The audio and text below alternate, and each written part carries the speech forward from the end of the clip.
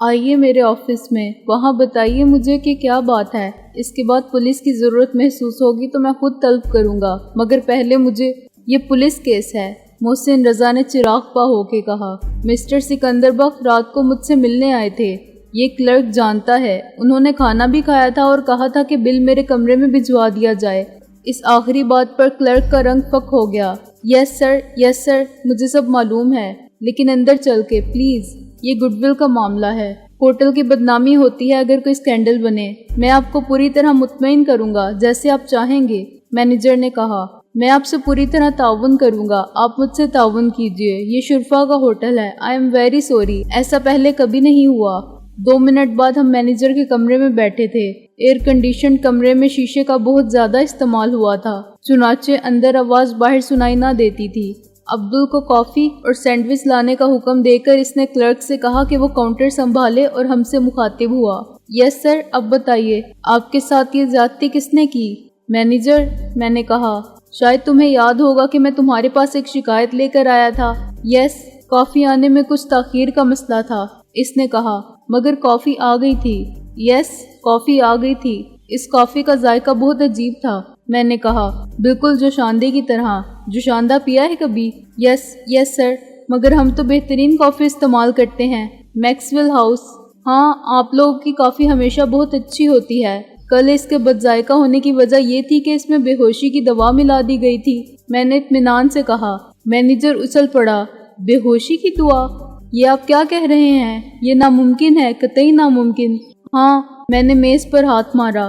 مجھے کافی میں بے ہوشی کی دوا دی گئی تھی۔ تم چیلنج کرتے ہو تو میں ابھی پولیس کو رپورٹ کرتا ہوں، وہ مجھے میو ہاسپٹل بھیج دیں گے، وہاں میرے معدے میں موجود غذا کا کیمیائی تجزیہ ہوگا تو یہ ثابت ہو جائے گا۔ نو سر، مینیجر نے بکھلا کے کہا، میں قطعی چیلنج نہیں کر رہا ہوں، میرا مطلب تھا یہ کیسے ممکن ہے۔ خیر، میں بھی پوچھتا ہوں، آپ آگے بتائیے، اس کے بعد کیا ہوا؟ اس کے بعد مجھے کاؤنٹر کلرک نے بتایا کہ محسن رضا صاحب آ گئے ہیں۔ اس نے خود مسٹر محسن رضا کو چابیاں دی ہیں، چنانچہ میں اوپر گیا اور کمرے میں جا کے بے ہوش ہو گیا۔ میں نے کہا، میرا مطلب ہے مجھ پر بے ہوشی سی طاری ہونے لگی۔ میں رات کو 11 بجے آیا تھا تو کاؤنٹر کلرک نے اپنی غلطی تسلیم کی تھی، وہ میرے ساتھ کمرے تک بھی گیا تھا، مگر میرا نقصان کوئی نہیں ہوا تھا اور چابیاں بھی موجود تھیں، اس لیے میں نے شکایت نہیں کی۔ محسن نے کہا، وہ بیچارہ معمولی کلرک ہے، مگر یہ اصولاً غلط ہے۔ مینیجر نے ایک بٹن دبایا اور کاؤنٹر کلرک کو انٹرکام پر بات کر کے طلب کیا، دیکھیے نا، کچھ بھی نہیں ہوا۔ اچھا ہوا، لیکن فرض کیجئے وہ چابیوں کے پرنٹ لے گئے، یا فرض کیجئے وہ ٹائم بم لگا جاتے، آپ کو رپورٹ کرنا چاہیے تھی۔ فرض کرنے کی بات چھوڑو، میں نے کہا، جو ہوا ہے اس کی بات کرو۔ کمرے میں 2 افراد موجود تھے، وہ مجھے ایک قالین میں لپیٹ کر باہر لے گئے۔ میں نہیں جانتا کون لوگ تھے، مگر کاؤنٹر کلرک نے ان کو یقیناً دیکھا ہوگا۔ ایک قالین جس میں سالم آدمی لیٹا ہوا ہو، معمولی سا پارسل نہیں ہوتا کہ کوئی جیب میں ڈال کر گزر جائے۔ مینیجر نے پھر انٹرکام کا بٹن دبایا۔ یو باسٹرڈ، میں تمہیں برطرف نہیں کروں گا، گولی مار دوں گا، ابھی تک آئے نہیں تم؟ باہر ایک ٹرک تھا، میں نے اپنی بات جاری رکھی۔ قالین ٹرک میں رکھا گیا اور ٹرک مجھے لے گیا، معلوم نہیں کہاں۔ اس وقت تک مجھے کچھ ہوش تھا۔ دوبارہ ہوش میں آنے پر میں نے دیکھا کہ میں ہوٹل کے باغیچے میں لیٹا ہوں۔ میری جیب میں 10,000 روپے تھے جو اب نہیں ہیں، علاوہ رسٹ واچ کے اور کچھ رقم کے جو پرس میں تھی، تقریباً 50-60 روپے۔ مجھے شک ہے کہ اس ڈکیتی میں وہ ویٹر شامل ہے جس نے مجھے 24 نمبر ٹیبل پر سرو کیا تھا۔ کیا؟ مینیجر ایک دم اٹھا اور پھر بیٹھ گیا۔ میرے آخری جملے کا اثر بجلی کے جھٹکے سے کم نہیں ہوا تھا۔ 24؟ یس، مجھے یاد ہے آپ نے 24 نمبر ٹیبل کی طرف اشارہ کیا تھا۔ او گاڈ، یہ سب کیا ہے؟ وہ تو غائب ہے، بالکل غائب ہے۔ کاؤنٹر کلرک مجرموں کی طرح اندر داخل ہوا اور سر جھکا کے کھڑا ہو گیا۔ اسی وقت عبدل کافی اور سینڈوچ لے کر اندر آیا۔ غائب ہے؟ میں نے کہا، کیا مطلب؟ عبدل، 24 نمبر ٹیبل پر رات کون تھا؟ مطلب یہ کہ وہ اس واقعے کے فوراً بعد غائب ہو گیا، بغیر بتائے کہیں چلا گیا۔ مینیجر نے سر تھام کے کہا، تم جاؤ، اس نے عبدل کو اشارہ کیا۔ پھر وہ کلرک پر برس پڑا۔ گدھے، نالائق، آدمی کو دیکھے بغیر چابی تھما دی، میں تمہیں پولیس کے حوالے کر دوں گا۔ کون تھے وہ؟ ہوٹل میں ڈکیٹی؟ مائی گڈنس، کسی بھی مہمان کے کمرے میں جو چاہے گا گھس جائے گا۔ میرا خیال ہے اس کا قصور نہیں، محسن نے کہا۔ اس وقت رش تھا، میں کل ہی آیا ہوں، یہ مجھے پہچانتا نہیں۔ کاؤنٹر کلرک نے شکر گزار ہو کے محسن رضا کو دیکھا۔ ایسا پہلے کبھی نہیں ہوا سر، اور آئندہ بھی نہیں ہوگا۔ یہ بتاؤ تمہارے سامنے سے کوئی قالین لے کر گزرا تھا؟ لپٹا ہوا قالین، مینیجر نے کہا۔ کاؤنٹر کلرک بولا، ایک صاحب آئے تھے، دوپہر کو شاپنگ کے لیے گئے تو کارپیٹ خرید کے لائے تھے، اوپر کمرہ نمبر 310 میں پہنچایا تھا۔ وہ رات کو کمرہ خالی کر گئے، جاتے وقت قالین بھی لے گئے تھے۔ 4 افراد نے اٹھا رکھا تھا، وہ کسی ٹرک کے ڈرائیور اور کلینرز تھے، اور چہرہ میں نے نہیں دیکھا، قالین کے دوسری طرف تھا۔ میری کہانی واقعات کی شہادت اور گواہوں کے بیانات سے درست ثابت ہو رہی تھی۔ اچھا تم جاؤ، مینیجر نے کاؤنٹر کلرک سے کہا، اس بار صاحب کے کہنے پر معاف کر دیا، اور ذرا چوکیدار کو بلاؤ اور دیکھو وہ شریف کہاں ہے جو رات کو 24 نمبر ٹیبل پر تھا، اس کا کچھ پتہ چلا؟ کسی کو اس کے گھر بھیجو۔ بعد میں چوکیدار نے بھی تصدیق کر دی کہ ایک ٹرک میں خاصا بڑا قالین لپٹا ہوا لے جایا گیا تھا، لیکن اس ٹرک کا نمبر وغیرہ نوٹ کرنے کی ضرورت محسوس نہیں کی۔ وہ ویٹر جس کا نام شریف تھا بدستور غائب تھا، اور حیرانی کی بات یہ تھی کہ جب وہ کسی کو کچھ بتائے بغیر گیا تھا تو کسی نے اس کو جاتے ہوئے بھی نہیں دیکھا تھا۔ اس کے یوں غائب ہو جانے سے سروس میں خلل پڑا تھا تو مینیجر برہم ہوا تھا، اور اس نے سب سے پوچھا تھا، لیکن کسی کو کچھ معلوم ہوتا تو بتاتا۔ اس کا کوئی مہمان آیا تھا نہ پیغام، اور آتا بھی تو وہ اتنا غیر ذمہ دار بہرحال نہیں تھا کہ ڈیوٹی پر لعنت بھیج کے چل پڑے۔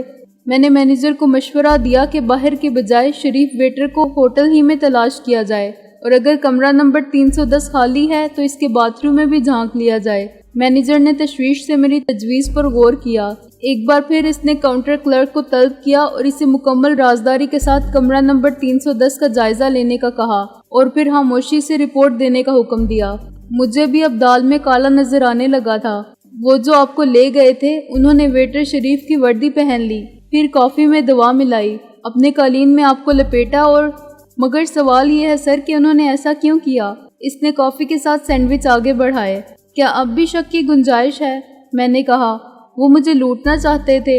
لوٹنے کا یہ طریقہ بہت عجیب اور ذرا مشکل ہے۔ خدا نہ خواستہ آپ کے کوئی دشمن تو نہیں تھے؟ وہ بولا، دشمن ہوتے تو مجھے زندہ چھوڑتے؟ میں نے کہا، میں نہ کسی قبیلے کا سردار ہوں، نہ سیاسی لیڈر، نہ بدماش۔ میرا دشمن کون ہوگا؟ یہ صرف ڈکیٹی کی منظم واردات تھی۔ انہوں نے سوچے سمجھے منصوبے کے تحت کام کیا۔ شاید ان کا طریقہ واردات ہی یہ ہوگا۔ یہ کیس بہت سنگین ہے اور پولیس کو نہیں، اسپیشل پولیس کو اس کی تحقیقات کرنا چاہیے۔ آدمی خطا کا پتلا ہے، کون جانے ویٹر شریف یا کوئی اور ان سے مل گیا ہو۔ لالچ بری بلا ہے، عموماً گھر کے بیدی لنکا ڈھاتے ہیں۔ مینیجر نے بڑے اسرار سے نفی میں سر ہلایا۔ ویٹر شریف واقعی شریف ہے، پرانا آدمی ہے، اور ہم آدمی دیکھ کر رکھتے ہیں۔ ہوٹل کے عملے کا کوئی رکن یہ جرت نہیں کر سکتا، پولیس خود معلوم کر لے گی۔ میں نے بے پرواہی سے کہا، بعض اوقات اندازے غلط ہو جاتے ہیں۔ دیکھیے یہی میں عرض کر رہا ہوں، مینیجر نے جلدی سے کہا۔ پولیس اس مسئلے کو حل نہیں کر سکتی، آپ کے لیے اور میرے لیے مزید پریشانی کا باعث بن سکتی ہے۔ وہ بدماش تو گئے، پولیس انہیں کہاں تلاش کر سکے گی؟ آپ تو جانتے ہیں پولیس والے کتنے بدنام ہیں، خود مجرموں کی سرپرستی کرتے ہیں۔ بفرض محال پولیس نے انہیں پکڑ لیا، تب بھی مال کہاں برآمد ہوگا، اور ہوا تو آپ کو کہاں ملے گا؟ نو سر، میں ذاتی طور پر اس کے حق میں نہیں کہ پولیس کو رپورٹ کی جائے۔ وہ تو شریف ویٹر کو ہی نہیں، کاؤنٹر کلرک کو بھی پکڑ کے لے جائیں گے۔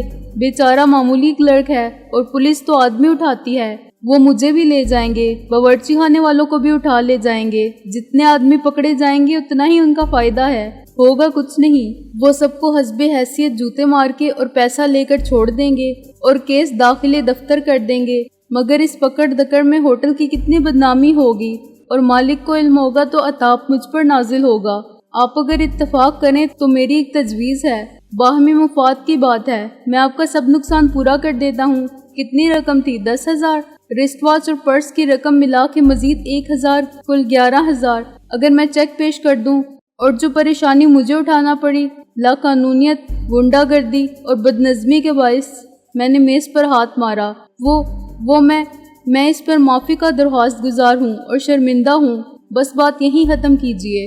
مینیجر نے کہا، آپ کے قیام و طعام کے تمام اخراجات ہمارے ذمے، جب تک آپ کا دل چاہے رہیں۔ میں آپ کو دوسرا بہتر کمرہ دے دیتا ہوں، پورا سویٹ۔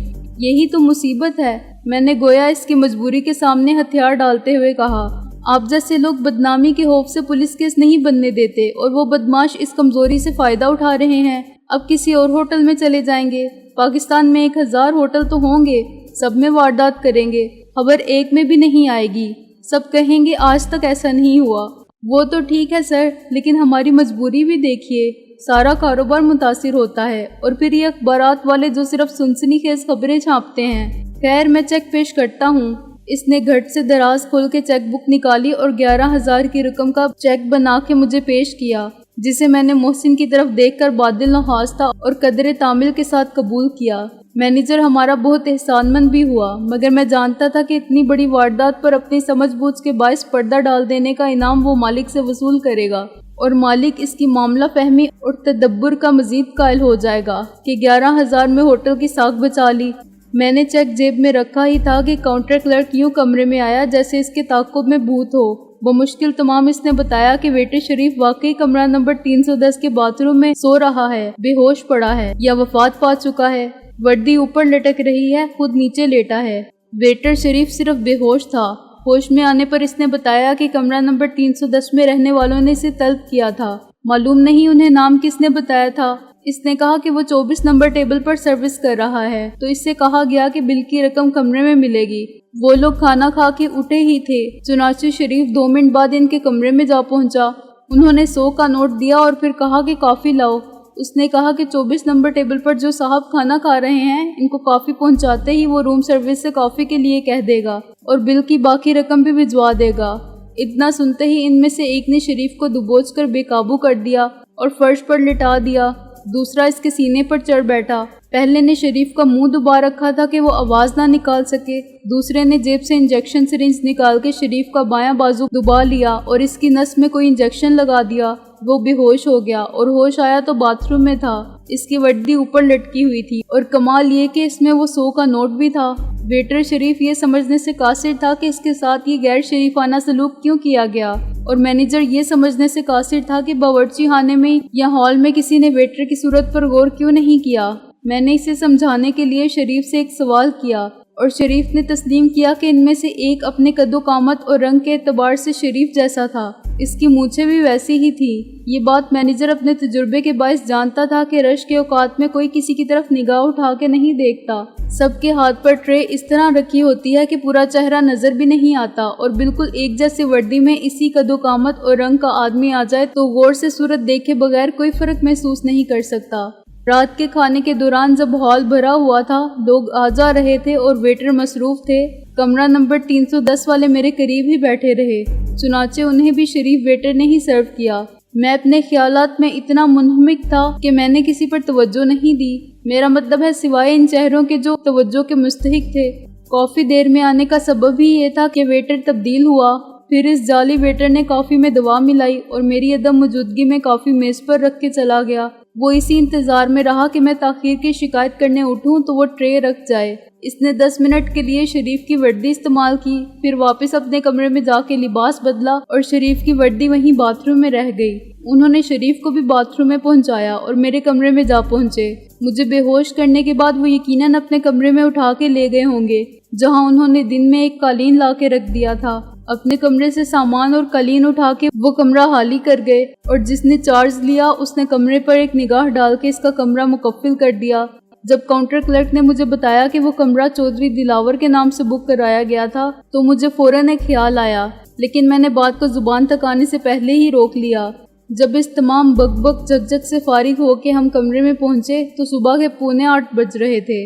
مینیجر نے اپنے طور پر تمام معاملات ٹھیک کر لیے تھے اور بہت مطمئن تھا۔ فردن اس نے عبدل کو، شریف کو اور کاؤنٹر کلرک کو بھی سمجھا دیا کہ انہوں نے کسی سے کوئی بات کی تو اچھا نہیں ہوگا۔